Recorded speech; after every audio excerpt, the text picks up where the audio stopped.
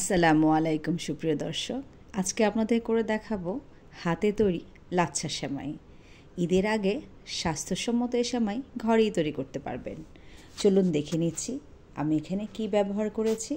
প্রথমে আমি 2 কাপ ময়দা নিয়েছি। ময়দাটা অবশ্যই একটা ভালো ব্র্যান্ডের হতে হবে। আরেকটি বাটিতে আমি আরও 1 কাপ ময়দা নিচ্ছি। আমি এখানে 2টো কালারের তৈরি করব।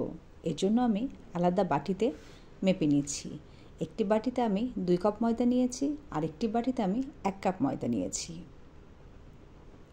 এখন এতে আমি গুঁড়ো চিনি মেশাবো। প্রতি কাপের জন্য আমার 1 টেবিল চামচ গুঁড়ো চিনি লাগবে। যেহেতু আমি এখানে 2 কাপ নিয়েছি, এর জন্য আমি 2 টেবিল চামচ গুঁড়ো চিনি ব্যবহার করছি।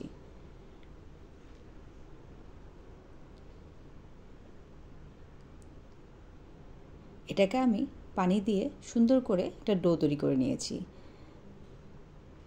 আপনারা যেভাবে পরোটা বানান ঠিক ডোটা সেভাবেই তৈরি করবেন। সময় স্বল্পতার কারণে আর ডোটা আপনাদেরকে করে দেখালাম না। এখানে আমি একটু কালার মিক্স করেছি, এটাকেও আমি সুন্দর করে একটি ডো তৈরি করেছি। এখন যেটা লাগছে সেটা হচ্ছে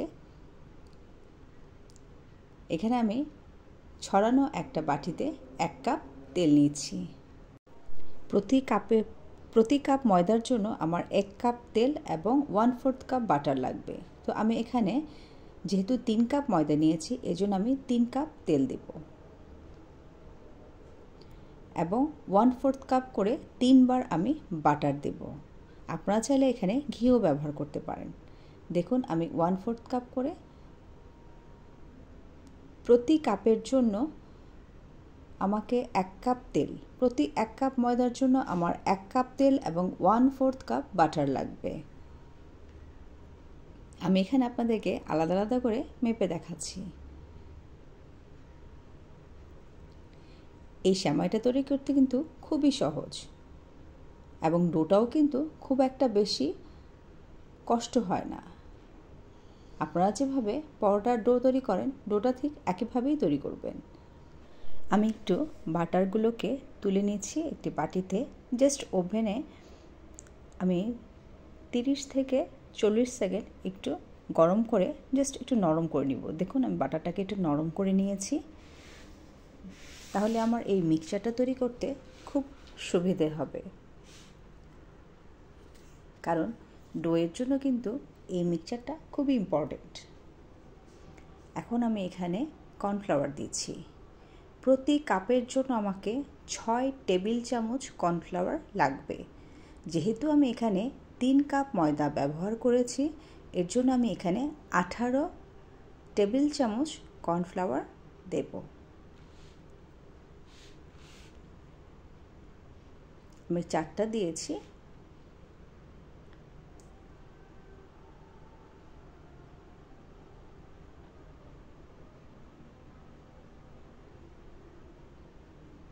আপনাদেরকে খুব ইজিভাবে দেখাচ্ছি যেন আপনাদের সুবিধা হয়। খেয়াল রাখবেন প্রতি কাপের জন্য আমাকে 6 টেবিল চামচ কর্নফ্লাওয়ার ব্যবহার করতে হবে। এটা যেন কোনোভাবে স্কিপ না হয়।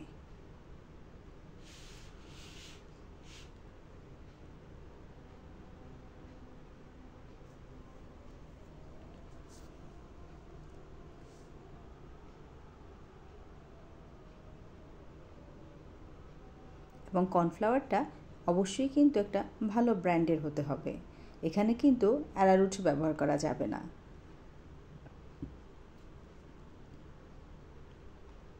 আমি এখানে কিন্তু ফোস্টার ক্লার্কের কর্নফ্লাওয়ার ব্যবহার করেছি। আপনারা চাইলে যে কোনো কর্নফ্লাওয়ার ব্যবহার করতে পারেন, তবে একটু ভালো ব্র্যান্ড নিলে ভালো হয়।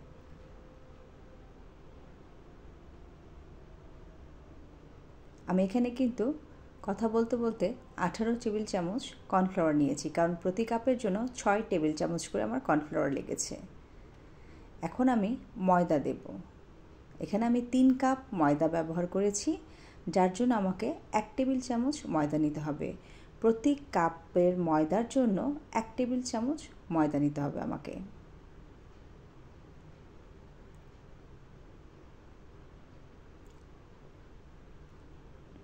দেখুন আমি 1 টেবিল চামচ দিচ্ছি, 2 টেবিল চামচ এবং 3 টেবিল চামচ। প্রতি 1 কাপ ময়দার জন্য আমাকে 6 টেবিল চামচ কর্নফ্লাওয়ার ও 1 টেবিল চামচ ময়দা ব্যবহার করতে হবে। এখন এটাকে আমি খুব ভালো করে মিক্স করে একটা সুন্দর ব্যাটার তৈরি করব।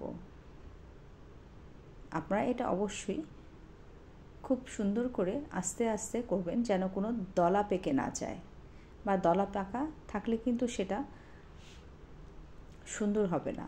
একটা স্মুথ ব্যাটার তৈরি করতে হবে। আমার ব্যাটারটি তৈরি করা হয়ে গেছে।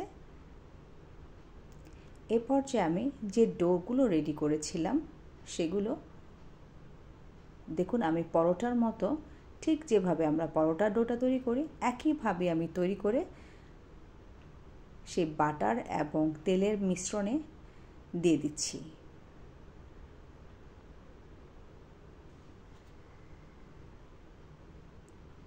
আমি দুটো কালারই কিন্তু ডো একইভাবেই তৈরি করেছি। পানিটা কিন্তু আপনাদের পরিমাণ মতো দিয়ে ডোটা তৈরি করতে হবে। বেশি শক্তও হবে না, বেশি নরমও হবে না।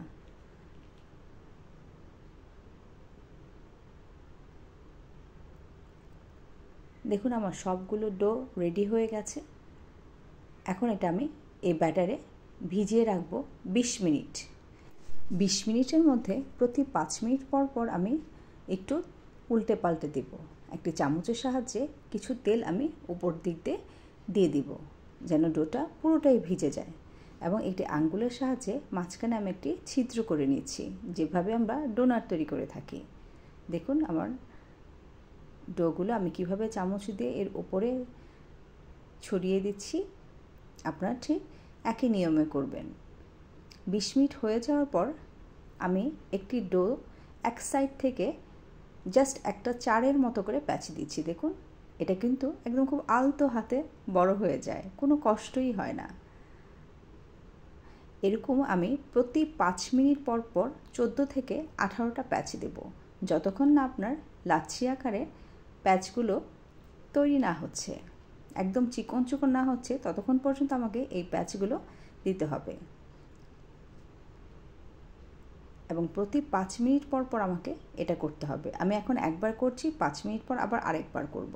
এরকম করতে করতে দেখুন আমার লাচ্ছার সেমাইটা তৈরি হয়ে গেছে। একদম চিকন চিকন, আপনি যতটুকুন চিকন করতে চান ততটুকুন। আপনি চাইলে আর একটু মোটাও রাখতে পারেন, সেটা আপনার উপরে ডিপেন্ড করবে। আমি কিন্তু একদম দোকানের মতোই চিকন করার চেষ্টা করেছি। দেখুন আমার সেমাইগুলো কি সুন্দর হয়েছে। ভাবাই যায় না যে হাতে এরকম সেমাই তৈরি করা যায়।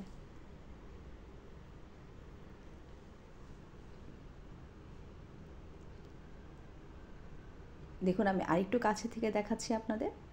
যতক্ষণ না পর্যন্ত আপনাদের এই ডোটা এরকম হবে ততক্ষণ পর্যন্ত আপনাদেরকে একটি করে এরকম চারের মতো করে পেঁচিয়ে যেতে হবে। এখন আমি একটি প্লেটে একটা ডো তুলে তাতে একটু স্প্রেড করে নিয়েছি, হাত দিয়ে একটু চেপে চেপে আমি একটু ছড়িয়ে নিচ্ছি। তার আগে আমি চুলাতে তেল বসিয়ে রেখে এসেছিলাম। এখন আমি এখানে সেই ডোটা আলতো করে ছেড়ে দিয়েছি এবং দুটো চামচের সাহায্যে এটা খুব ভালো করে চেপে চেপে ভাজতে হবে, তা না হলে এটা ছড়িয়ে যাবে। দেখুন আমার সেমাইটি